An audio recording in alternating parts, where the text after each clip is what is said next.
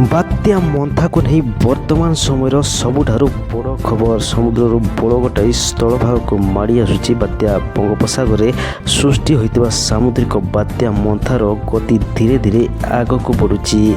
आज राति स्थलभाग छुईब अर्थात लैंडफॉल करिबो बात्या मंथा 29 तारिख भोर बात्या रूप में ओडिशा दे गति करिबो। बात्या अतिक्रमण कला बेले यार प्रभाव ओडिशा उपरे पड़िबो। दक्षिण ओडिशार यार प्रभाव अधिक रहिबो। कोरापुट मालकानगिरी नवरंगपुर दे गति करिबो मंथा। एही समय पवनर बेग 60 रु 70 किलोमीटर रहिबो। अति बेसी रे पवनर बेग 80 किलोमीटर रहिबो। छत्तीसगढ़ रे पहुंचला बेलकु अवपात होई दुर्बल हेबो बोली आईएमडी डीजी मृत्युंजय महापात्र सूचना दैछंती। सेपटे बात्या को लक्ष्य रखी आसंता 3 दिन जाई गोपालपुर सबु होटेल बंद रहिबो निर्देश देले गंजाम जिलापाल।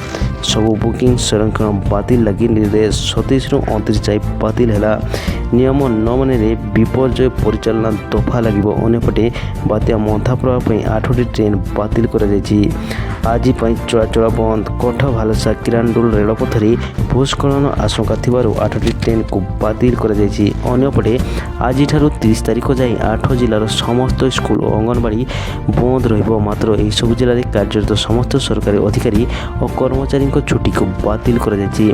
एही जिला गुड़िक है कोरापुट नवरंगपुर मालकानगिरी गंजाम गजपति रायगड़ा कंधमाल कलाहांडी। एने स्वतंत्र रिलीफ कमिशनर देवरंजन सिंह सूचना दैछंती।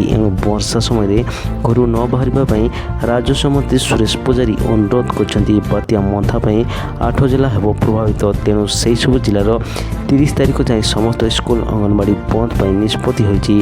अंगनवाड़ी बंद रहिबो किंतु सुखिला खाद्य शिशु घर को पठाଯିबो।